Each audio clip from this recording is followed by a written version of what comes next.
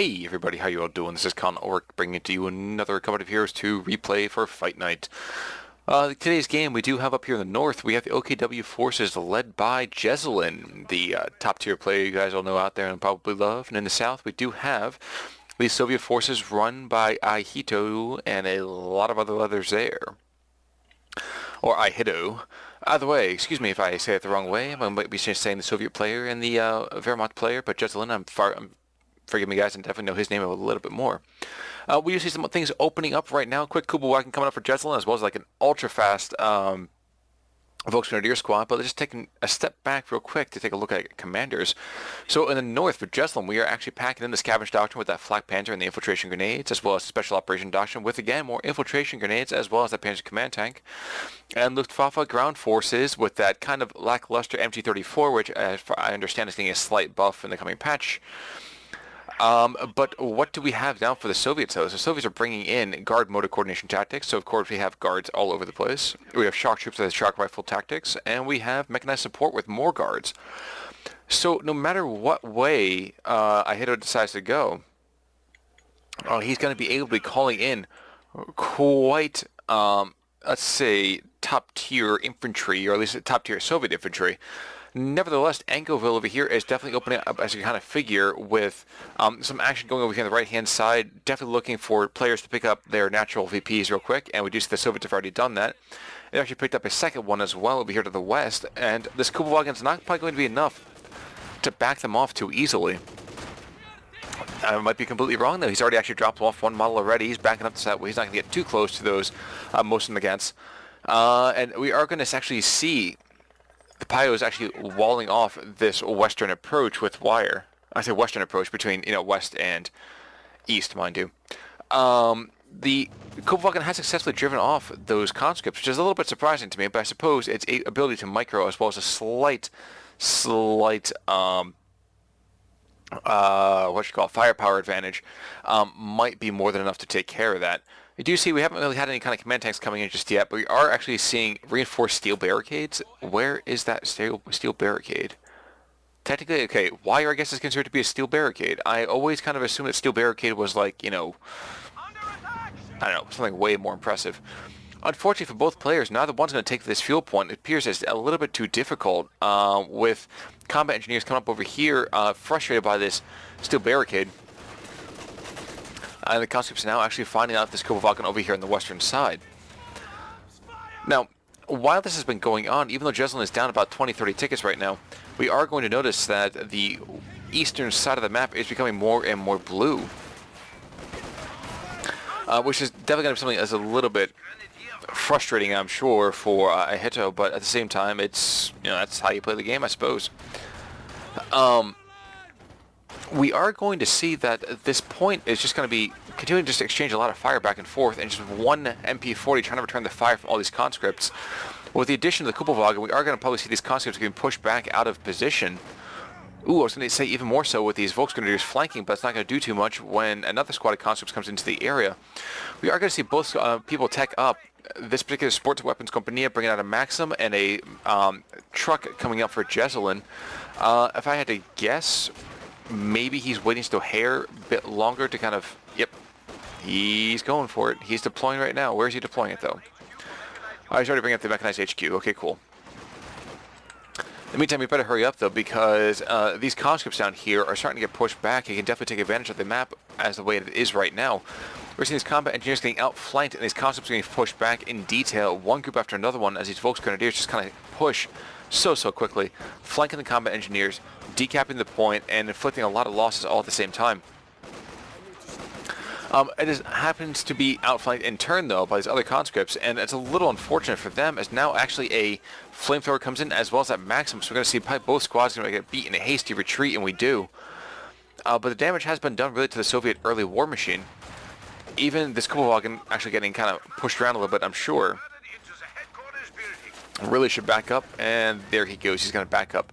One thing to note while I'm thinking about it with this mechanized regiment headquarters, these repairing mechanics over here with one of the upcoming patches are going to be replaced. You have to actually buy them at this point. So I think it's something like 100 manpower and 15 fuel. There was complaints that the early OKW gameplay is sometimes a little bit too strong when they have the kind of support staff able to assist very, very quickly. Nevertheless, I sincerely doubt we're going to find anything but maybe a Panther 2 in a couple of minutes. But even that might be a little bit too... what's the term I'm looking for? It might be a little bit too aggressive. Maybe he'll actually just use it right now as a springboard for later on. I always kind of forget how much it costs. 65. So actually, no, maybe another minute or so. Maybe pick up then. Nevertheless, 472 to 465, 534, 538 into this game. Oof. And very, very lucky for that Volksgrad squad in the garrison with, oh my gosh, with his combat engineer squad taking hits left, right, and center. First of all, Jesulin needs to move back before he loses his Sturmpyos. But you see the conscripts actually merging again and again into the combat engineer squad, so that way they stay at full strength. Kind of a very, very interesting gameplay decision, not something you tend to see very often these days. But while this is going on, we do see the training starting to happen again against our German player. Jesulin starting to lose back a little bit more, but he's managing to force back both squads, the combat engineers as well as those conscripts. And if he, sits put for a second, might pick up. Yep, there's another model going down, and maybe a third model. Nope, never mind. They book it out there just in time. And while this is going on, I do want to mention something real quick, because this is something I keep harping on with a lot of my other replays. As of right now, Jesulin is seeing the opportunity. He sees that no Soviet troops. He sees a lot of them over here operating on the eastern side of the map. So he knows that the western side should be fairly open. So he's sending troops over here to at least frustrate in a decap, if not completely decap, the VP. And that's something you definitely see a lot of top tier players doing, is hitting the opponent where he's not. And I just have to stress that. I just have to sing praises and stress that just a little bit more for him. But now that Panther 2 is on the field, and we see 3 squads of conscripts all chilling in the back, just healing up, bandaging their wounds, leaving the entire fight really to 2 combat engineer squads, and this Maxim was just stuck in a very, very good position, mind you. But unfortunately, it's just a little bit exposed in the long term. But instead we have seen that guard mortar coordination tactics are coming out, and we're also going to see the first group of guards rifles. So that Panther 2 needs to kind of watch out a little bit with the fact that it's going to be completely and totally picked apart if it's not careful about how it moves. We are going to see this field point to the east actually getting decapped now by the Soviets, even as the Germans pick up the ones to the west. And the Panther 2 is just prowling around that field trying to find a little bit of combat. Not too easy for it, and those guards' rifles are just laying into these very, very unfortunate Volksgrenadiers. Do you see another SWS is coming out from Jesulin? He's looking to tech up again, maybe at this point Battle Group headquarters, because it's way, way too early to call in something for the Sheriff Panzer headquarters. At the same time, we do see the Kublai here to the east, somehow managing to stick it out the fight with these flamethrower combat engineers. And those guards are just kind of chilling with their upgraded DP light machine guns, with the Panther 2s right around. So he has quite a multifaceted squad, able to kind of take care of a lot of infantry support, as well as having a decent anti-vehicle presence early on. As you can see, obviously we do see the Battle Group headquarters coming out, and did we just see anti-tank grenade package? Yes, we did. That's been pulled up as well. I'm thinking what might be a good idea actually at this point is to make a Zis gun, and that's something that's not going to get a lot of play in my recent observation of Soviet games anyway, is that Zis is kind of getting slid off to the side, waiting a little bit further and further. Most players looking to go for that AT grenade package,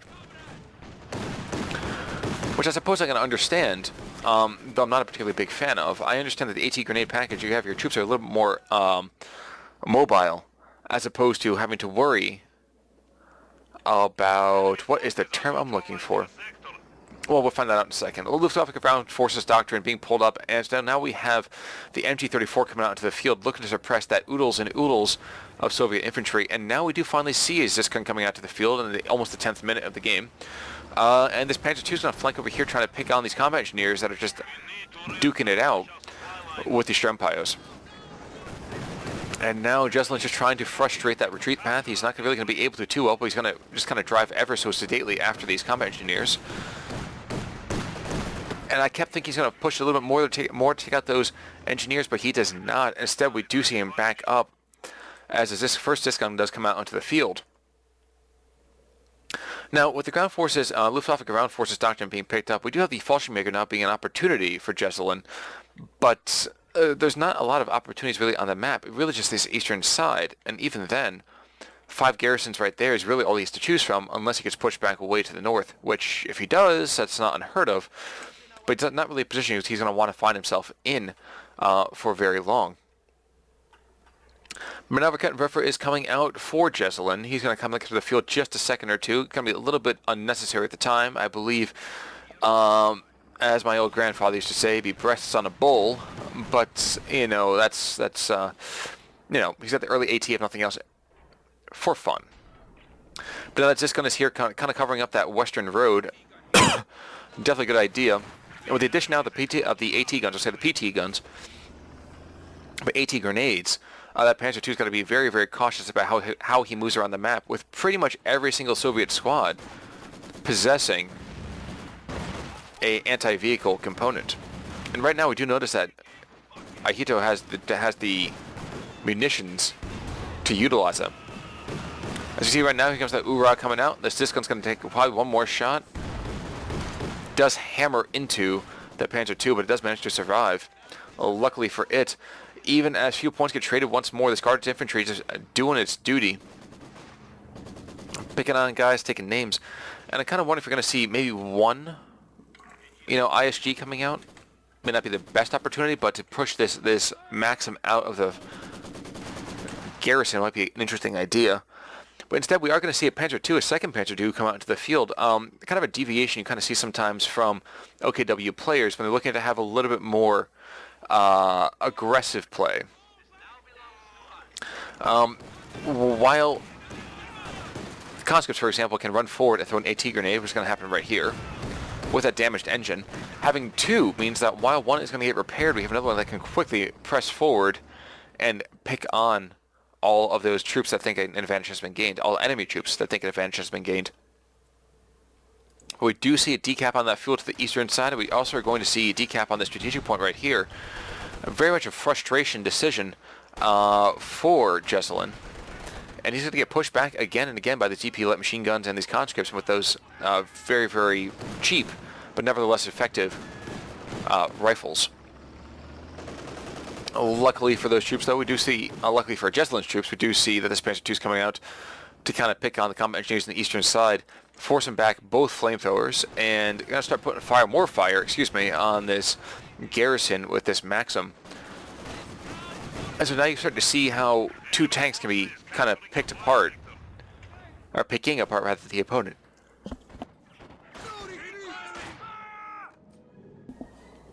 And we are going to see that Maxim kind of slide off to the western side of this house, praying that it's not going to take any more fire from this Panzer II. And luckily for it, the Panzer II does slide away before it spots them again. Enemy forces are capturing our supplies. We are, however, going to see the first mines come onto the field, shoe mines from Jesulin right by the road in the center of the map. And with 14 minutes gone in this game, 408 to 420, I won't say that VP tickets are bang on even, because they're not. But it's definitely a lot more close than you might have thought. The way that Soviets have been pressing the German player. Do see the Tanko V coming out, but we also do see that a very large percentage of Soviet forces, actually all of them, are just kind of chilling back in base. But as I say that, it looks like the wave of Soviets is coming out. One group are going over here to the east to kind of do some frustration decapping. And with the lack of that Maxim actually being locked down to this garrison right here, these folks might be able to frustrate and take out these combat engineers if they push too aggressively. Nevertheless, the Soviet, let's say, inclination to do some sort of massive human wave assault is still alive and well. And the rather outnumbered forces of the Germans will probably not be able to take this. Although, with fire like that, that Panzer II might be able to keep things a little more centered. But then again, here comes those flamethrowers, and it's just not going to be enough immediately for the Germans to kind of fight them away. We are going to see that Panzer II, at least one Panzer II, sliding over on the eastern side to kind of outflank these forces. And with an Su-76 in the field, the Germans have to be a little more cautious about how they deploy. Of course, as I say that, there is a Raketenwerfer on the field, and there's a second one. Where is that second one? Ah, it's back in base. It's just been called in. So we're going to have more than enough AT as an opportunity. And actually, these concepts need to back up right now, and they do, just before they get picked off. Well, the guards themselves are shifting up as well. These guys are an extremely potent force. I would kind of like to see them get a slight nerf. But I guess with the way that the conscripts are working right now, it's kind of understandable. Now, the Su-76 thought that it was all safe. It could just start picking on this Panzer II. We are going to see it get popped a couple of good times by that Raketenwerfer, who is now going to get flamed to death. So if he doesn't move at all, might actually even lose this Raketenwerfer right here. And he's not able to pull it back in time. But we are going to see these Volks kind of shift around to the backside of these conscripts and forcing them out of cover. And with the addition of the flame grenade that kind of keeps them out of bounds, this might be just enough to pick them off. 391 to 411. Tickets right now are fairly equal, and this guy has got to move. He's got to move. He's got to move. He's going to make it out. Forrest Gump in his way. One more shot. No, he makes it away. Excellent. But we are going to see resurgent German force kind of pressing forwards with Shreks right here. This Su-76 really has to worry about how things are going to go. And to kind of not forget about this Kubelwagen, who's just being shown over here on the other side of the map. He just seems to find all those combat engineer squads and just continues to force them back. And we see another Guards infantry being called into the field, and the MG-34, where is that thing? It is sitting a little far back for my liking. I would like to see it more advanced, maybe covering its own forces over here in the southwestern part of the central area of the map. We're also going to see an incendiary grenade come out and force those guards out into the open, but that forces them right around to flank those rather valiant Volksgrenadiers. You want to see a Volksgrenadier squad drop here. 8 guys firing, 8 guys firing. No, wow, somehow luck of the Irish going on over here, luck of the, Germans obviously, but luck of the Irish really kind of playing in Jesulin's favor. We are going to see these guards over here, the eastern side of things, locking down and picking on the Sturmpires. What this flanking Panzer II might have something to say about that. Sliding in behind and saying, hey bro, you're picking on my little brother, watch yourself. Surprisingly, even after that first initial burst, the guards take absolutely no HP damage. They take like 3%, 4% HP damage. And now we do finally see, I was just going to note that we do see that Jesulin has more than enough fuel to justify bringing in that last SWS. And so it's going to get called in right now. I'm kind of wondering if he's going to plop it over here on this western side, maybe right about here. It can get sieged down pretty easily, but with a Raketenwerfer, as well as that 3 centimeter gun, it could be enough to fight things off. Then again, of course, as I said, it's bringing the SWS over here to the eastern side of the map. I kind of wondered maybe I was completely wrong, which is definitely a possibility. And he's just going to plop it down over in this area to kind of lock down the VP and strategic point, and yes, even this strategic point over here to the east. But no, he's actually going to set up way the heck back here. And once again, I said no. I love this little cinematic. These guys, Charlie Fox, supporting that operation up there. Jesulin is definitely a loud and proud supporter of the Combat Heroes 2 community. And we do see that these Panzer IIs over here worshipping the Soviets with fire. Yes, I said worshipping. Saying, hey, you're my best friend. Let me tell you how much I appreciate you. And these tanks are starting to blow holes in this garrison. And even though we do see Soviets retreating down over here, probably going to slide over here to the eastern side of this map to finally take on these Panzer IIs. This Maxim better move it, or else it's going to lose itself. 3 models left. Yep, there it goes. So finally he does get out of that garrison, which does allow, in turn, these 2 areas to be picked up by the Germans.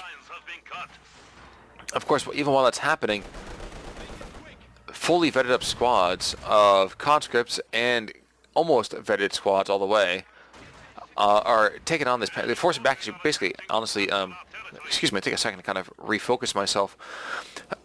These Soviet forces are more than enough to back off all these Germans over here on the western side. And despite having absolutely no real vehicle presence on the field. Yes, even with that Su-76, it's really not that much. Supply sector. We do see that the Russians have managed to take a good portion of the field, which is of course not actually getting picked up now that even as I say that. And the Panzer II doing its best to take out all the things like the reinforced steel barricades. And I'm going to guess that the Soviets are going to blunder right back into this Panzer II. And I'm also hearing the sounds of... There it is. So you're hearing sounds of fire from the Su-76. It looks like it's just barraging out that garrison to force away some troops. Bit of a lull in the combat right now. Guys, just take a moment to say thank you so much for supporting the channel. I keep seeing more and more subs coming every day, and honestly, if you guys didn't love what I was doing, or at least appreciate what I was doing, I wouldn't do it. So thank you so much. I hope to continue kind of doing stuff for you for a long time. And I want you guys to let me know if I'm not doing something that you don't like. Anyway, getting back to the game, we are going to see that a Stukas of Fus is going to come out for Jesulin. Definitely going to be lobbing a lot of firepower. And on the eastern part of this map, there might be more than enough to guarantee himself more than a few squad wipes. But for the time being, we are going to see that this particular squad of Volksgrenadiers is being forced back by direct fire from the Su-76, as well as those flamethrowers, which is an extremely potent device. And I have to just, tilt my hat to Ahito for his play so far with those flamethrowers. We see the Panzer II's coming over here to this eastern, excuse me, not the eastern side, to this western part of this map. It's probably going to drop, though, in just a second. It's just going to get another easy shot on it. Oh, no, but the main gun gets destroyed, and instead that thing is lucky one more time. It makes it away. So now we have both the Zis gun as well as the Su-76, and we have very difficult times. Oh, here comes that first volley. And right on top of that Maxim. Oof. Brutal. And on top of the Zis gun too. So the Zis gun doesn't take as much damage as I thought it would. It only drops one model, but that Maxim, that first rocket, as you can see, lands right on top of all those guys. Ivan, Misha, Mikhail, and, Sergei over here. Only 3 of the 4 are still moving, even those guys are going to get picked up pretty quickly. The vicious, vicious attack. The sector is at risk. We are going to see that right now this Su-76 is trying to barrage things and trying to clear away these garrisons and that MG-34 with that massive fire arc. Probably the one good thing that thing really has going for it. And these garrisons are really starting to look a little more poor. That one's at 60% health, but these two are definitely at great health right now. But we are going to see that one, that little shack's been taken out. This guy's pretty close to death. That's 52%. So if we see a lot more intentional pressure applied to the garrisons, that could be quite a hard time for setup crews in the east, at least. With all this shot blocking, cover and landscaping, items like machine guns will be vastly inferior into, kind of forced over into these wide open areas where flanking them is even easier. And we are going to hear the sizzle of metal coming out from those combat engineers. I'm hearing gunfire as well. I'm thinking it's more than just there. No, but it is in fact just around this garrison again. So you're going to see this garrison taking more fire. These concepts kind of get a little bit put upon, and I can't help but wonder if there's not going to be another barrage. 9 seconds, 8 seconds left. I want to be another barrage right in this area, maybe a little further back to pick on these guys. Any second now, though. There it is, and where is that barrage going? Because so help me, I can't help but feel it. We're practically waiting on it. I guess Jesulin right now is microing a little bit. He's kind of a little concerned about this Maxim over here on the western side. And we do see 355 to 356 tickets pretty much bang on even. And you have to tip your hat at this point again to both players for their veterancy and their kind of consistency in keeping people alive. Especially Soviets. The Soviets have a ton of fully vetted squads. And while Jesulin does not have that, he also has a couple of devices and vehicles and crews that really don't gain a whole lot unless they are perfectly met up against their ideal counter opponent, their perfect target, let's say. Unfortunately for him, one of those Panzer IIs now does get picked off, and we are going to see these guards rifles probably take this next barrage of rockets. Oh no, he slides just outside. So even the Su-76 backs off as well. And a T-34-85 coming out to the field. And with 2 Kettenwerfers and 3 Shreks. Ooh, and now in Fallschirmjäger, where are those guys coming from? No, they're coming on from the end of the field as well. No fun. No fun at all. The T-34 is going to take a lot of pressure. But it seems that Ihitto is just going to go to really push those guards' usage. And while that Maxim is doing enough to lock down this attacking squad of Volksgrenadiers, this Maxim better move it before it loses it. Dropping a second model, and very quickly dropping a third. Surprisingly enough, it only makes out with 2 losses though. My bad. I apologize. Very excited these Fallschirmjägers are going to shift over here to the eastern side, try to keep this fuel the way that it is. And what are they packing? Those kind of weird, kind of hideous guns. I can't think what those things are called. Anyone that wants to tell me what those Fallschirmjäger guns are called, please let me know. And now again, we are going to see more fire being leveled at that particular garrison. And the shrimp is being forced back by the weight of fire from both the garrison troops as well as these flanking guards infantry. Now, I have to wonder, kind of a smaller wondering here, let's take a look at the map overall, that airborne assault, yes, there's some very interesting interactions going on with it, but I don't think it's a particularly effective ability. I know Stukas are there, but you have to have Stukas on point, and there's just a lot of, I don't know. I don't think it's worth right now the cost that is on its particular ability, but we'll see how it looks moving forward.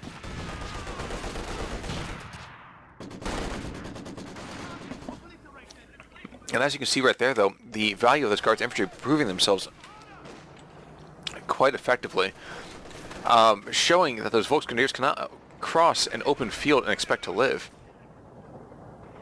And I'm wondering, I do like also how Jesulin is shifting his positions quite a bit with its Stuka. But with, like I said, the T-34-85 on the field, that thing might need to move a little bit more quickly. Where are those rockets going? On top of this garrison, and slamming into these Soviets over here. They walked into hell, and a good number of them just got taken out. How many? 7 getting picked off. Just brutal. But now the Shred Panzer headquarters is going to get sieged down, and there it goes. We are going to see the Stukas as well coming in, trying to pin and wail on these guards. And here comes those Fallschirmjägers now have these conscripts in flank. And the Zisgun too, for that matter. But they do finally take out that Maxim, which is kind of nice, and they force away the conscripts. But it's going to be a little bit of a hard opportunity for them to take on this T-34-85. Even with the ability of these particular Volksgrenadiers right here. We do see it trying to shift around a little bit, trying to maybe crush, but maybe at this point it looks like just kind of reverse its way out of there. But one more Shrek might be enough to do it, and instead the T-34 does go down. So even if he does drop some of his infantry from this, maybe this Fallschirmjäger squad right here, no, and even he doesn't even do that. So Ihitto takes quite a hit with that T-34-85 going down. And now with these Volks sitting over here on Falad, they are forced away, and the guards themselves kind of continue to be quite a nuisance. Which shows that MG-34, it is putting fire onto these guards. And with the Su-76 right here, oh my gosh, it's going to be quite a swing. One more Shrek should do it. Oh no, just one sliver of health, like less than a pixel of health onto the Su-76. And this squad of Volksgrenadiers might get dropped at the same time too, just rushing past the Russians. One squad getting pinned, the other one still up and firing. And he does make it out. That's surprising for both guys. Both guys benefiting greatly from that massive engagement. Well, benefiting luckily from the massive engagement. And we're going to see some rockets come down. Is that on the retreat path of the Zisgun? It is sort of, but it's not going to do a whole lot. In fact, it does absolutely nothing. It maybe suppresses a group slightly, but that's about it. Now, I kind of wondered to myself, is it maybe a good opportunity to pick back up another SWS for another Shred Panzer headquarters? As of right now, I can't really say that it would be. I mean, 2 Forgotten Purpose as well as 2 fully vetted squads of Volksgrenadiers with Shreks.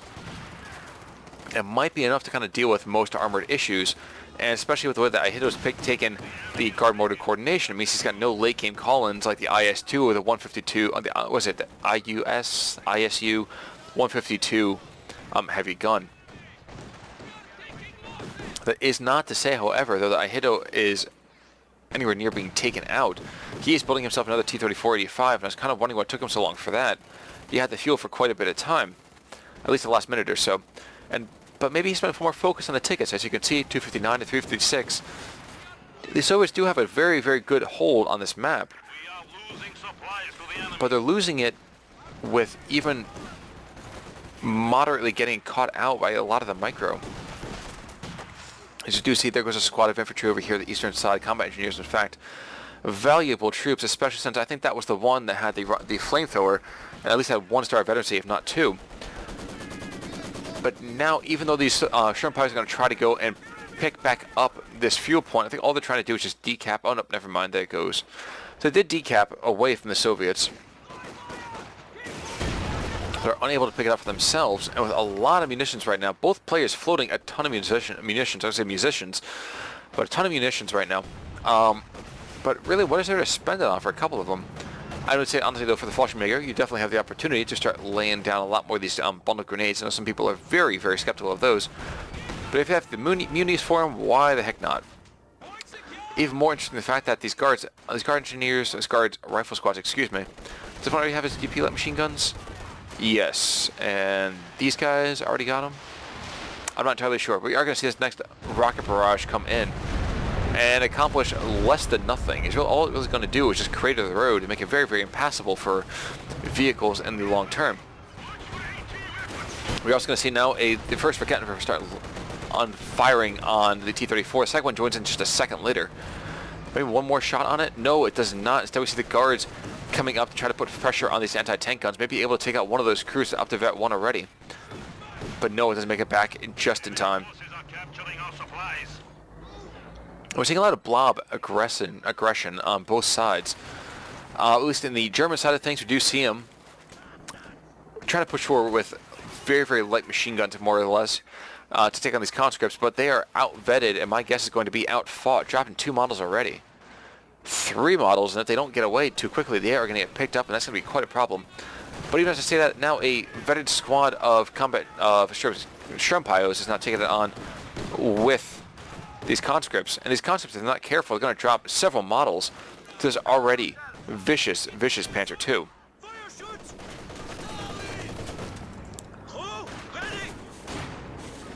One of the changes that's going to come up in the patch, by the way, that's very, very interesting to me, is that weapon crews are no longer going to be picked off with a kind of predilection for the actual gunner itself.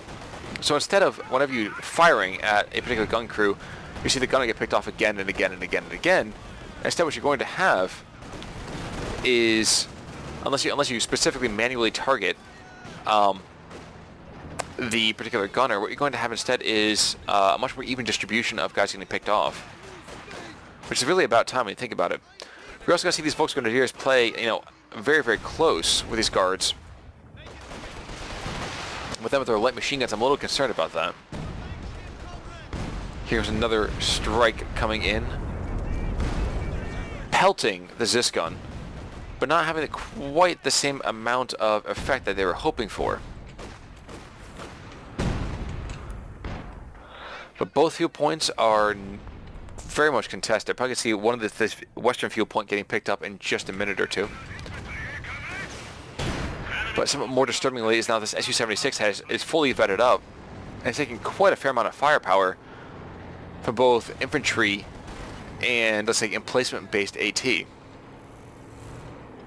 T-34-85 is still chilling in the back, resting up, and I do think at this point, with all the fuel that he has, Jesulin really should call in that last OKW truck so that we can pave the way for that Tiger tank a little bit later.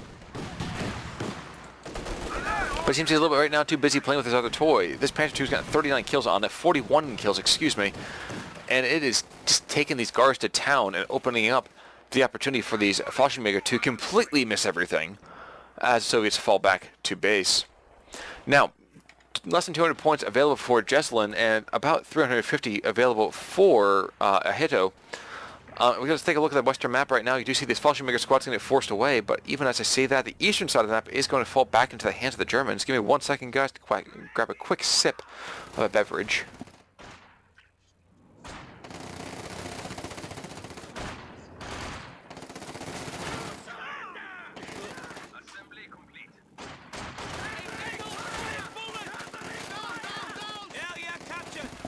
Interestingly enough, we are going to see these Fallschirmjägers fight off this squad of conscripts. I actually don't tend to see that very often. And now with another rocket barrage coming down, where is it going to go? It is just slamming into this house over here to the east, trying to push out that Maxim, and it does successfully. One more barrage on that particular house will be more than enough to kill it. So one doesn't have to really worry for the safety and the long-term health of that Maxim. We are, however, going to see this Kubelwagen being attacked by this T-3485. And some of the more frustratingly is these Fallschirmjägers also firing at the T-3485 instead of the, attendant infantry. And a massive grenade, though, taking out, what, 7 models? And almost being able to pick up that last one at the same time, too. We're going to see a Schumann, actually S-mine to Schumann, coming down up here to the north. Unfortunately, I did not see how that Schumann went down. But what we do see is a couple of sandbags over here kind of be very annoying for the Soviets, if it actually ever matters to them. And there we go. We finally do see that King Tiger come out into the map. I guess just because he actually did have it, he had all the what you call it, I'm thinking of, all the trucks ordered in at one point that he had the opportunity to build it. So maybe that's more than enough. So now that's on the field, expect to see this game take a very, very sharp turn for Jesulin. Now, for the first time in quite a while, actually having an army advantage. And although he's going to lose his fuel over here to the east, and he's under a 2-to-1 cap of 167 to 356, his veterancy is off the charts, man. Now, the vehicle having a machine gun as well. Kind of wondering, will this squad even make it out alive? It does, just barely a pixel of health. And it might be time for Ahito to actually start investing in a lot more AT. Those guards are going to barely be able to, even tickle this particular Tiger tank. Look at him already. He's already got 5 kills. Look at this. Look at this Panzer II, also 41 kills. If this Panzer II gets up all the way to 5 stars, at that point the Soviet infantry really needs to watch out, because at that point that Panzer II does get that beastly suppression abilities. You can see right now, too, the Panzer II, with support of that Sturkos and infantry, slams into this infantry push, this conscript push, as well as the guards, and just throws them back into the motherland. We are going to notice that some mines are going to go down to the center part of this field. Never mind, those did not get canceled right before they could. And I kind of wondering if that means that these... Oh no, the Stormpowers already do have access to the minesweepers. That's good. Very good. We see the Tiger tank itself being a little more, not aggressive, in fact being a little bit less than aggressive, being very cautious. The Kubelwagen itself over here at the same time too, allowing him to just start doing this whole detection over the entire area. And what we're going to see instead is going to see this Schumann mine go down as on the eastern juncture. Probably more than enough to kind of chase away any tanks that come through, and with the lack of any detection really for what's his name, Ahito, they really have to worry about their vehicles in the near future. Oof, an unlucky shot right there. That mine goes off, takes on a model, and does huge amounts of HP damage. It's always that kind of that goofy, very RNG dependent. And just it's enough to break the heart. It really is. But what can Ahito do to get back in this? Well, he's only getting under 340 right about now. We're going to see this first T-34 get very frisky and aggressive. Maybe looking to find that T-30, the Panzer II. But with this Rakettenwerfer in its, rear, it really needs to watch out. And there we go. We see this King Tiger, of course, rotating over here to the west. And we do know, at least Jesulin should know by now, that there are multiple tanks in the field, multiple T-34s. So maybe he's going to suspect a trade kind of situation from Ihitto for his King Tiger, which is probably the best way Ihitto can really kind of get back in this, is to dump that King Tiger as absolutely soon as possible. But it's going to be a very, very difficult opportunity with this Panzer II over here just kind of ignoring, oh good gosh, never mind, that Panzer II bravely charging forward and bravely dying. And this ROKN as well is getting picked up, so maybe I was completely wrong. Maybe this is more than enough to take out this particular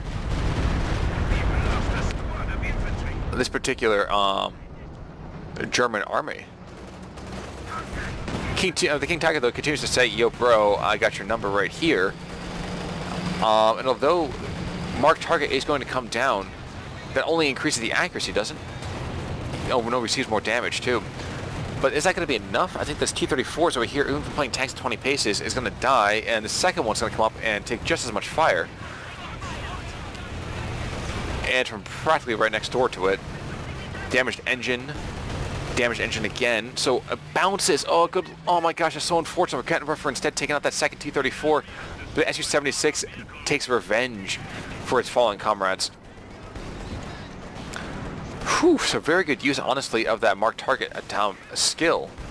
And we see this. I see these Fallschirm Makers drop. Are we going to see them? No, we're not. Instead, we're going to see these guards probably get pushed off rather quickly. And these Sturm pilots over here at the same time probably should back off pretty quickly. And how expensive is that particular King Tiger? I always forget. Well, maybe he can't call back in now because of the lack of an SWS. Okay. Okay, so 41 minutes into the game, 155 to 308. And we are going to see a 2-to-1 cap again happening for Ihitto. And with, honestly, the sheer amount of fuel, Jesulin needs to do something to kind of invest in his army. Another vehicle obviously needs to be kind of called back out. And I always wish infantry were more intelligent when they're engaging vehicles. I'm like, come on. However, we are going to see that ROKN take a very good shot, and takes a second shot to take out that Su-76, so just 1 second of just being focused someplace else. And now finally we're basically back just to an infantry fight.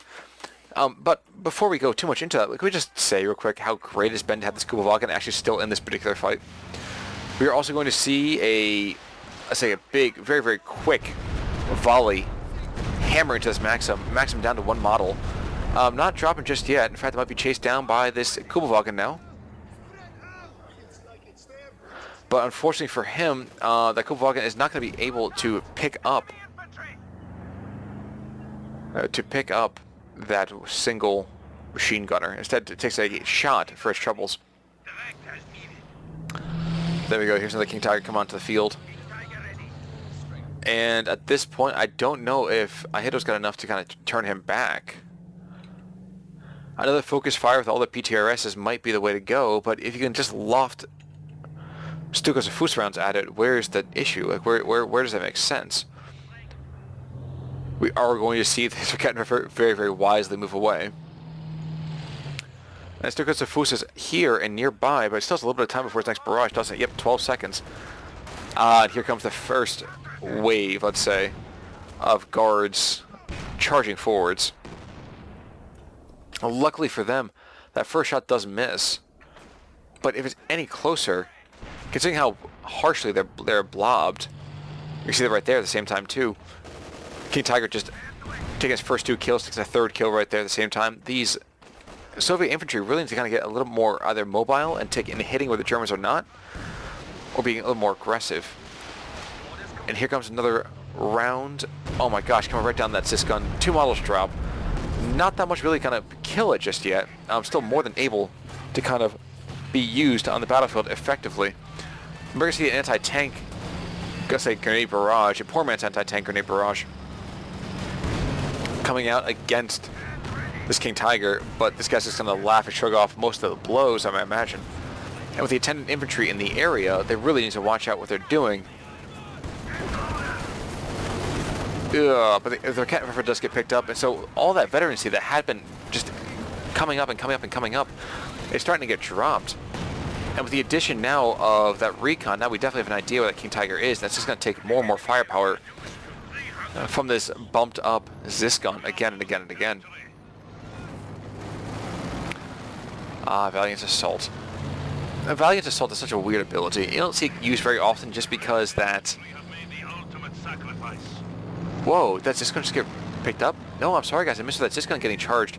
And it looks like it's going to get salvaged by... wow. Salvaged by the Shrimpios instead. Shamefully though, they are not going to be able to take a whole lot of care of this Maxim just yet. Both squads are going to get suppressed pretty quickly. Although they do manage to pick up that cap before either one of them takes up too much of an issue. And here comes now another Stuka barrage. Mike is right on top of that. Oof. On top of that Maxim gun, and that is the case. Another one getting sent back with just one model. I wonder if it's the same squad. They'd be very, very unlucky. T-34-85 comes back on the field. It's the fourth one of this game, I think. But right now, there are things that are looking a little bit more dire for Ihitto than for Jesulin. Jesulin's got that King Tiger, and although it's got a damaged engine, there's still more than enough infantry-based anti-tank, I would think. Targeting of vehicles is now available. The thing should be in pretty good stead. I'm not entirely sure there. We'll see how it goes. We are, however, going to see this one squad of Fallschirmjägers getting chased off at this point, picking up the fuel point in the meantime, but getting chased off quite effectively by the T-34. And now that you have to worry about this T-34 getting picked, this Roket rather getting picked up by these guards. And so instead they say, you know what, that's more than enough, we can deal with this, and the King Tiger goes back into play. The enemy has cut off a sector. And with that single T-34 in the field, as well as that Zis gun, because I guess that Roket got taken out in retreat, things don't look very good for that Soviet player. I will say this plucky Roket continues to be impressive to me. The guy's been alive for almost 45 minutes, 46 minutes, and I kind of want to see him get another level of veterancy. Forces capturing supply sector. You know, I've never even seen what high level, what's the term I'm looking for? High level Kubelwagons are even able to do. If a nearby shot actually shocks the Shrimpios instead. I just have another comment, a word to the wise moving forward. Shrimpios are soon going to be your anti-tank for OKW.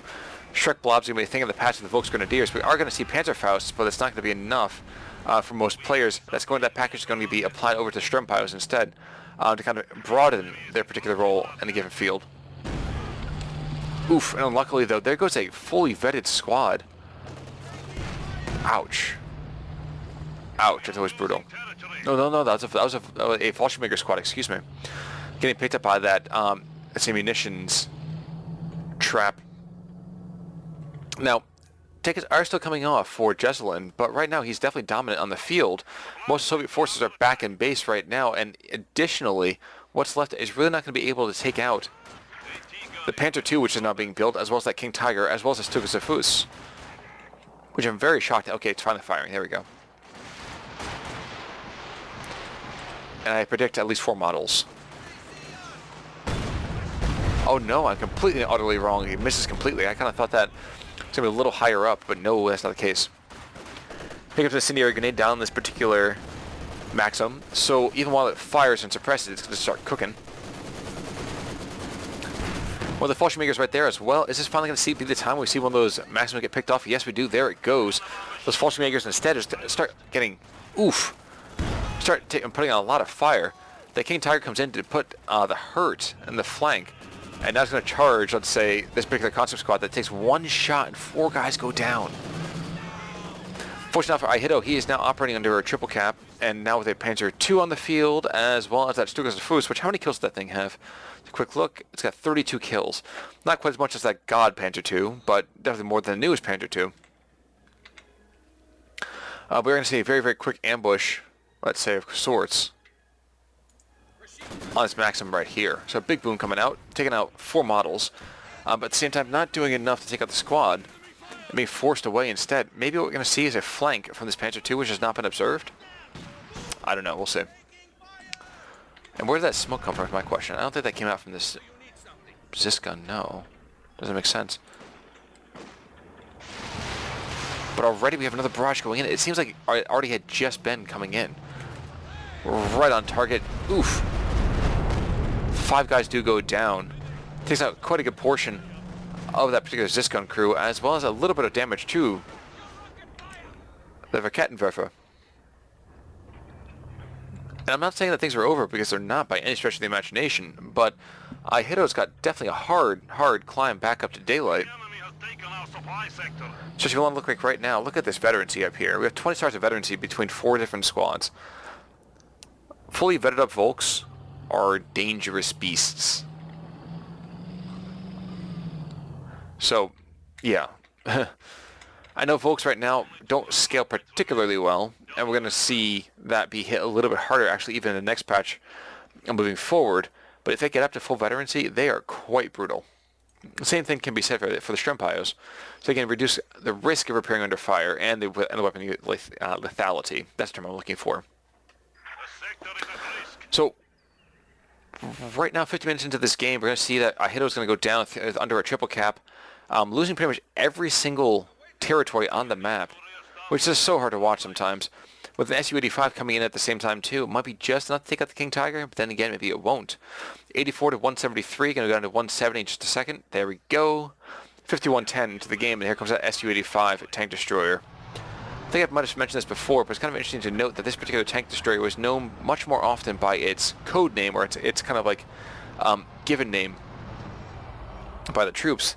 That was the Su-85 Pitch. The Suka, if you will. But nevertheless, returning more to focus to the game itself, we do see that literally, except for one territory, every other territory is going to be neutral or in Jesulin's control.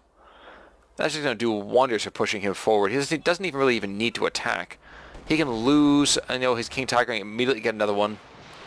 The Stuka Safu is still firing, and it's firing over here apparently to the east, ever so slightly. Does a fair amount of damage, I would say, to that Jesulin. One more volley or two should be more than enough to kind of force it into submission. And here come the guards over here to the western side, trying to put pressure on this fully vetted up squad of Volksgrenadiers. They are not able to do so, though, because both of this MG34 and now the rotating King Tiger, which has picked up 23 kills in just a few minutes of game time. They are going to continue to be a little more pushy about things. And apparently this King Tiger says, it's not fun enough. If I just take on the guys that can hurt me, I'll just take them out, everybody else instead. Now, this particular Stuka, I almost just called it Stuka, the particular Stuka, now actually has that debuff towards to the waiting time, let's say, a buff to the waiting time. And I'm kind of wondering if ihittow is just kind of going towards a de facto surrender here.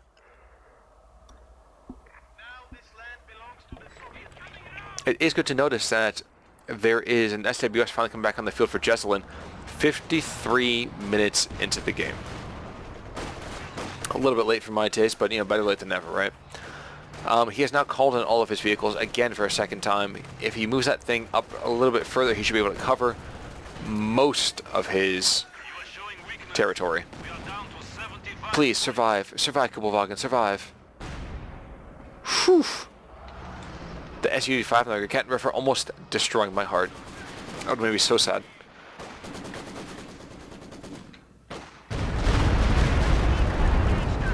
Another Stuka barrage coming across and really not doing a whole lot.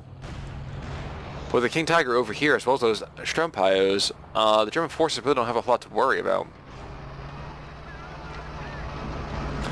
Still under a 2-to-1 cap, 84 to 64. And with the Volksgrenadiers moving up to kind of face off against these particular guards everything, they're able to keep things under control. So Raketenwerfer is only focused merely on the King Tiger, and it's going to pay for it. It's going to be dropped immediately. Which is just as well, because it belongs in German hands. Or Hans's hands, if you prefer. The Jesulin at the same time, doing the whole dog thing, pushing over that brush, like, hey, do you want to play with me? But of course the branch does nothing. It just says, hey, leave me alone. Another marked target does come out on the King Tiger, but that's not going to be enough. So 34 kills now. Whatever it shoots at, it hits. Enemy forces are attempting to capture our territory. It's going to be 50 points down, 84 to 50 now, 54, almost 55 complete minutes into this particular game. And although this one over here is going to get picked up, or at least decapped by the Fallschirmjägers, this Panther 2 is going to make these guys pay quite a bit. And I have to be very, very concerned by the life expectancy of these Fallschirmjägers. Any second now it's going to go off again. Big boom. The enemy is attacking our HQ. And the Soviet evaporates. The Soviet makes that Fallschirmjäger squad evaporate. We do notice that Panther 2 does go down to both the kind attention of the Kettenwerfer as well as, I imagine, the Su-85 right over here. Was it the Su-85 that fired the killing shot? Yes, one vehicle does get destroyed. Now, where is that next barrage coming in? We do actually see a Panther coming down. Enemy forces are capturing our supply. And we also notice that this particular Maxim over here has just gotten wrecked by the Stuka barrage. And while it might be able to suppress, even for ever so slightly, just for a moment, we are going to see it forced away rather quickly by these flanking squads of Volksgrenadiers. And oh my gosh, is that a PTRS on there? No, it can't be. There's a PTRS on that particular Volksgren squad. Target vehicle marking available.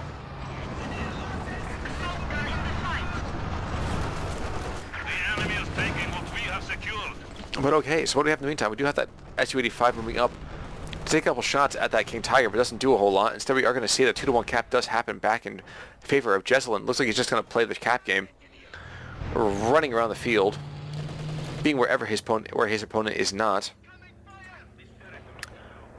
And I really, really, really do want to just see this Kubelwagen last couple of minutes in this game.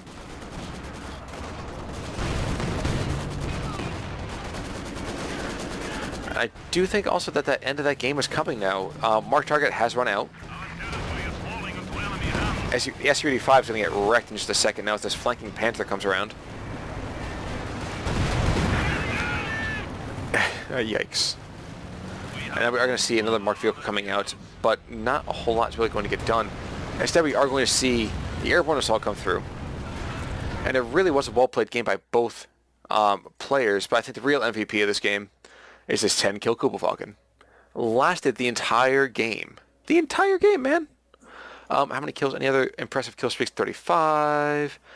How many kills? The Stuka got 42, so no, not terrible, but not great. 32nd for the King Tiger, and some of these guard squads were definitely very, very well placed. It's just unfortunately the predilection and the inclination, let's say rather, of the Soviet player to go and just kind of blob up meant that Jesulin had the opportunity to kind of squeeze back through the gaps and recap positions. Nevertheless, that's going to be it for us today, folks. If you like what you see, please like, comment, and subscribe. I continue to post videos for you guys 6 days a week, and I always appreciate feedback on them. And if you have a game you want me to check out, let me know. Either post it in the comments below or hit me up on Reddit or, any number of things, really. And like I said, that'll be it. So for right now, guys, you all have a great day, and this is ROKN signing off. Take it easy, everybody.